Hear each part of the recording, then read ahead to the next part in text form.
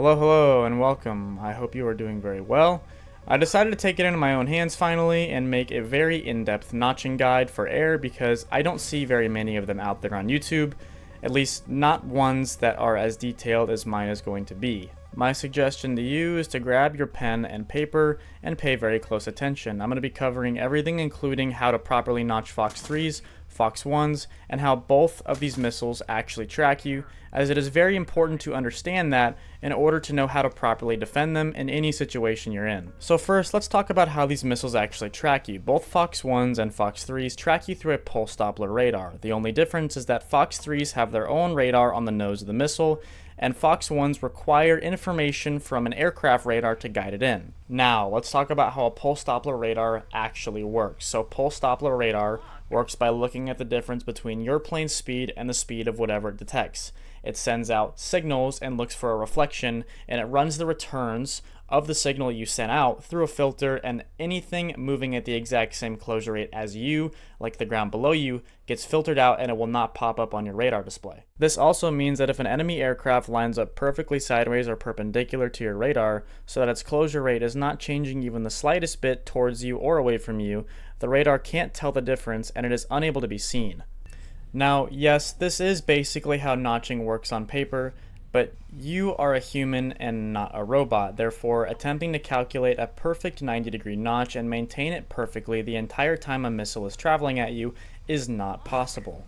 And even if you did notch it perfectly, all Fox 3s have inertial guidance, which will help that missile predict your flight path and slam right into you. This is why flying a simple 90 when you have a missile warning doesn't work, and I really just wanted to clear that up before I get into how you actually properly notch in this game, because it's a huge misconception that causes a lot of people to believe something that isn't true. Okay, now that I've gotten that out of the way, let's actually start talking about how you can properly notch in this game.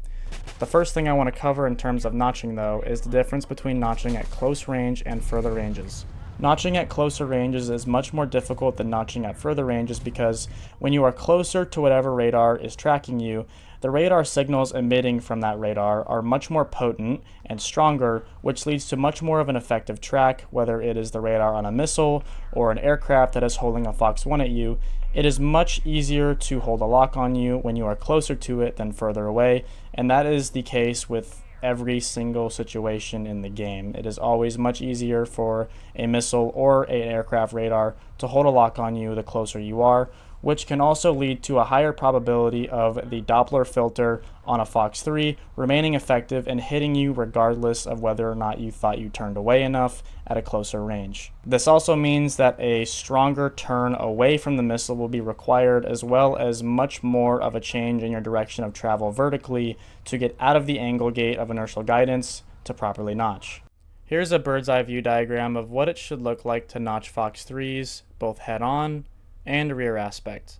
Keep in mind that the only Fox 3 that has a different notch characteristic is the Mika, as it has a little bit more notch resistance than other Fox 3s in the game, which can make it a little more difficult to defend and will require you to turn a little harder in some instances. Now here's a good example of what notching at a further range looks like. As you can see, I got the missile warning after shooting at the F-15 high up in the sky. I then turned away past the 90 while also periodically popping chaff and switching my direction of travel vertically to get out of the inertial guidance angle gate. I then recommit and turn into the missile while popping chaff, and then I roll back over and I turn away once more.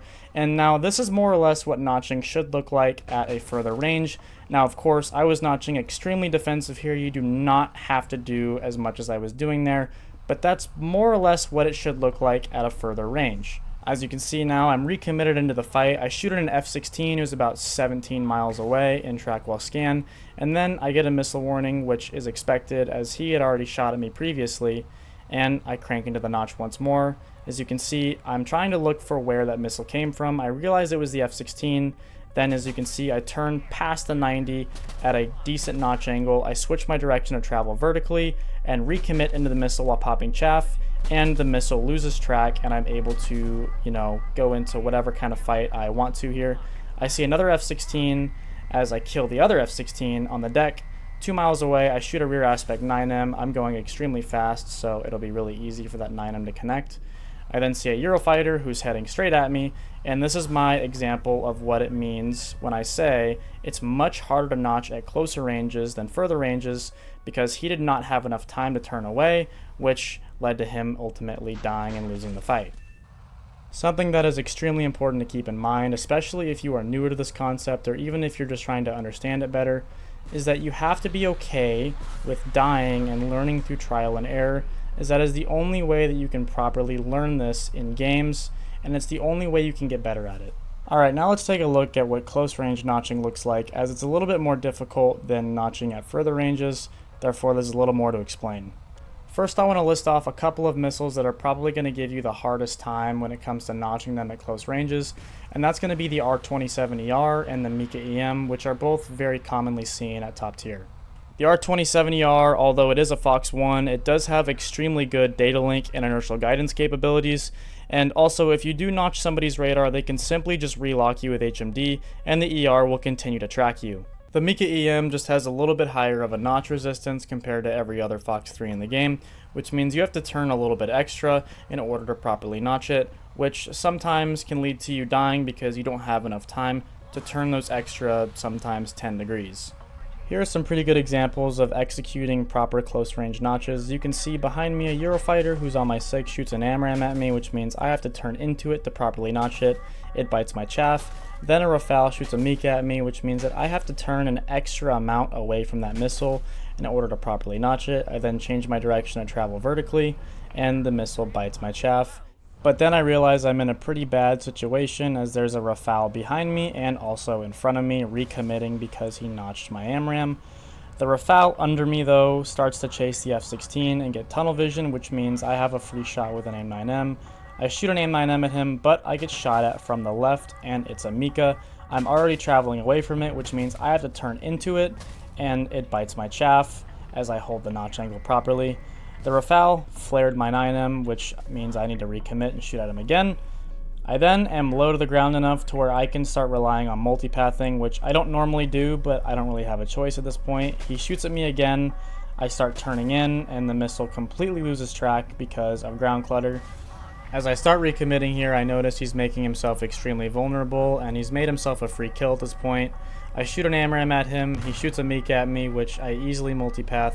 He eats my AMRAAM, and we win the fight, but I'm out of missiles, which means it's time to go back home. I definitely won that match, and definitely did not get killed by a teammate while trying to fly back to base, and now we're going to talk about Fox 1s and go a little more in depth into that. Now, the three Fox 1s you're going to encounter the most at higher tiers are the AIM-7M, the AIM-7P, and the R-27ER. Now, for the AIM-7M, the receiver on the AIM-7M that gets information from the aircraft's radar isn't that good, which makes it extremely easy to notch. As you can see here, I didn't have to do very much effort at all.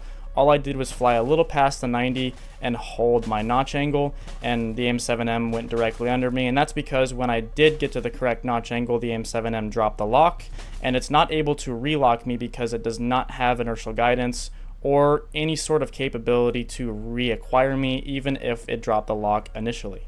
Now, AIM-7Ps are a little bit different. They have an improved seeker with data link capabilities and inertial guidance, so even if you do notch the receiver of the Sparrow and or the aircraft radar that is tracking you, that aircraft can simply relock you and the missile can reacquire you and track you again. As you see here, I notched his radar perfectly, but he relocked me, which caused the Sparrow to turn back into me and ultimately ended up in me dying. Now, this does not mean that AIM-7Ps are undefendable, because they absolutely are, and they're still pretty easy. You just have to make sure you turn away enough in the notch so that whoever's radar is tracking you actually bites your chaff and drops the lock on you, like you see here. Now, take everything that the AIM-7P has, give it twice the speed, twice the acceleration, a better receiver, and 10 more Gs of pull, and you have the R-27ER. The R-27ER is the only Fox 1 in the game that's going to give you the most trouble at both close ranges and long ranges, as well as medium ranges, because the R-27ER has amazing acceleration, it's the fastest missile in the game, and its ability to reacquire targets, even if a perfect notch is executed, is extremely good. This makes the ER extremely difficult to defend at close ranges, and will mean that you need to react as soon as you see you've been launched at. Even then, because the ER is so fast, it will give you very minimal time to get to a proper notch angle, which can then ultimately lead to your death. There will also be situations where you notch the enemy's radar, but they simply relock you with HMD, which then leads the notched ER to see you again and turn into you, killing you anyways. Again, this does not mean that the ER is undefendable, but in close range, the launch to hit ratio is just so high, and it is one of the only missiles in the game that I would advise to not commit to a head-on with unless you have terrain to multipath in. At this point, I've covered pretty much all of the necessary information that you need to notch any kind of missile at higher tier in this game. And if you guys did enjoy the video, I mean, I really don't want to be one of those cringy YouTubers. It's like, subscribe. But I mean, if you guys could drop your boy a sub, it would help out a lot. I am a new channel. I did just start posting, and it would help me grow, as that is the goal here. I'll see you guys in the next one, and have a good day. Peace.